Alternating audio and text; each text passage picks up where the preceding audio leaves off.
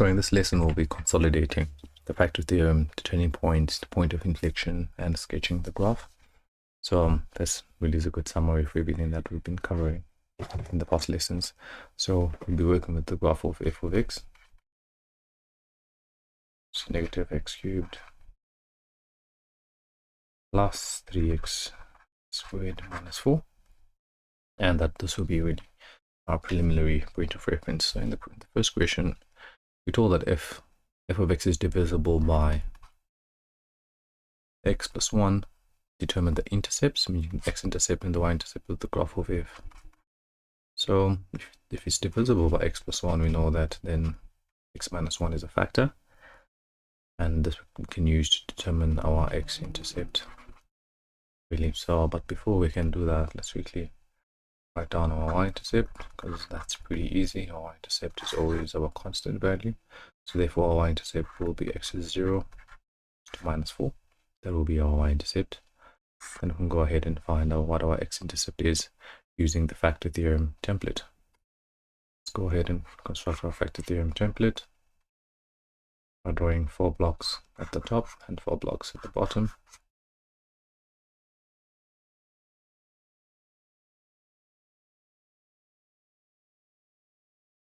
This will help us determine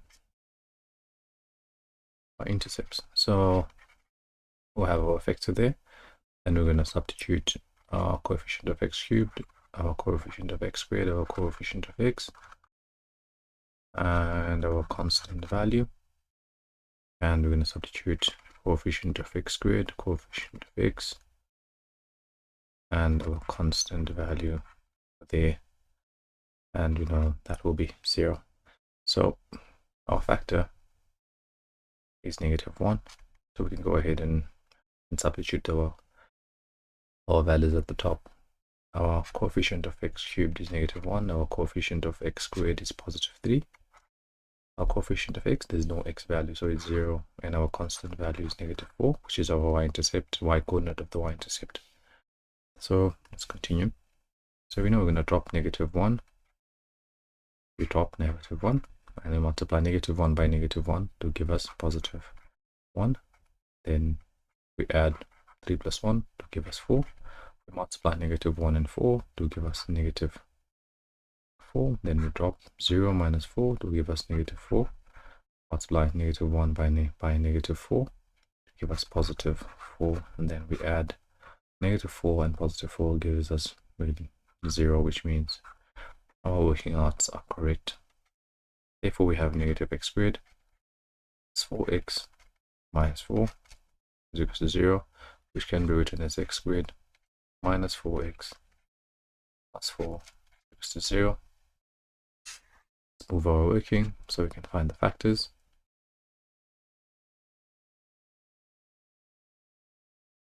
Which will be x minus 2. X minus 2 is equal to 0. Therefore, x is equal to 2. X is equal to 2. And remember, x is equal to -1 are factors, which means that 2 is to 0, 2 is to 0, and -1 is to 0 are our x-intercept. And we know that something special is happening when the number repeats itself, or the points repeat itself. It means that at this point we know that the graph will turn, and it will also intersect. It will be an intercept, so it will turn and it will also be an intercept at this point. So don't be dismayed by that. I'll show you how that looks like. So far, what have we calculated? Let's just summarize what we have for the first question here. We know that the graph intersects at x as 2 is to 0, 2 is to 0, minus 1 is to 0, and the y-intercept is at 0 is to -4. So that's what we've really calculated in the first question. So let's go to the second question, which asks us to determine the turning point. And how do we determine the turning point?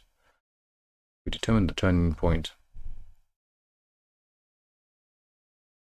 finding the first derivative of f equating to 0, and we solve for the x value. Once we find the x value, we're going to substitute the x value, and this will give us the y value, and therefore we would have found what the x and y value for the turning point is. Let's go ahead and do that. First derivative f of x is negative 3x squared plus 6x. The derivative of constant is 0, so we have to equate first derivative to 0, which will be negative 3x squared.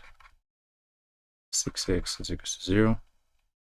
Then we can divide throughout by negative 3, which will have x squared minus 2x is equal to 0. We can take out a common factor of x. We're going to have x minus 2 is equal to 0. Therefore, x will be equal to 0, or x will be equal to x will equal to 2.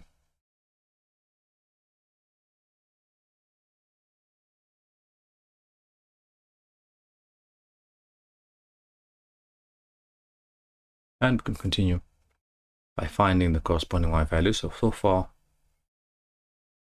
we found that the graph turns at 0 is to an unknown y value, and at 2 and an unknown y value. So we find those values by substituting these x values into the original, which will be negative 0 cubed plus 3 is 0 squared minus 4, which will give us negative 4, which means the graph will turn at 0 is to negative 4. And then we find corresponding by saying substituting 2 with this x.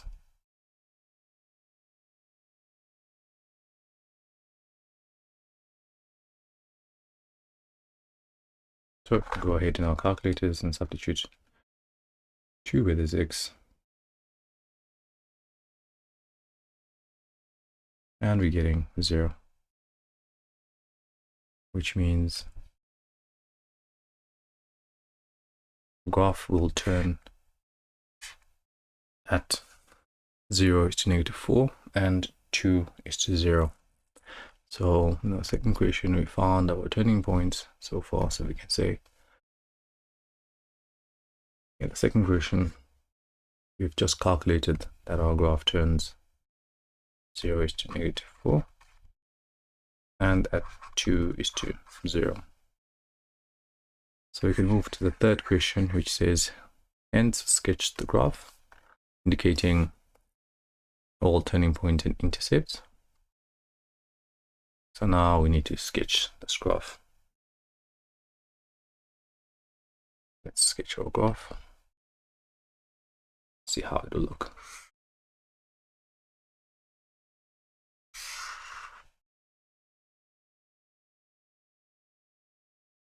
This will be our y-axis and this will be our x-axis. So remember the first three values, these guys here are x-intercepts, and this is our y-intercept, and we have our turning point to be that. So you can go ahead and try and sketch this. So we know at 2 is to 0, that point over there, we're going to have negative 1, and then let's say at this point there is 2 is to 0. So let's go ahead and label it. So say at this point is negative 1, this point is 2 is to 0. So we've covered all our x-intercept. Let's cover our y-intercept. Our y-intercept is at 0 is to negative. So 0 is to negative 4, let's say 0 is to negative 4, somewhere there, and we can label that point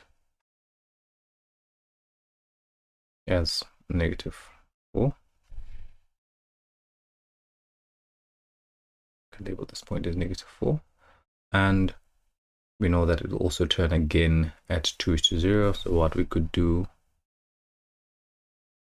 is just put a circle again here to say it needs to turn, right?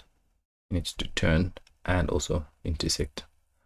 And we know that also here it needs to turn it's going to turn and intersect.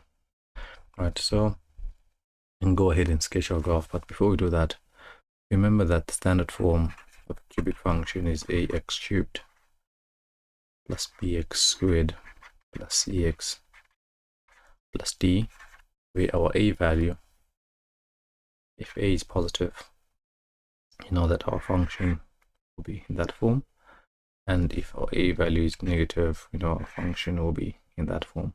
So our a value in this function, we can see that our a value is negative, which means it will be in this form over here.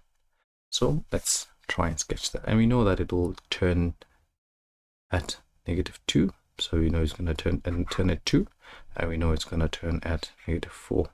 It intersects at 1, so it's going to intersect at 1, and let's try to draw it as accurately as possible. Then it's going to turn at -4 and intersect and turn at 2, and it will continue that pattern till infinity. So this is our graph wave. So we're gonna get really marks for the intercept, y-intercept, x-intercept and turning point, and you're gonna get a mark as well for the shape, really, more or less, depending on what the examiners will be really marking based on. And the fourth and final question is asking us for which values of f of x is greater or equals to 0, meaning that where is it positive or where is it above the x-axis. Equal and above the x-axis. Greater means will be equal and above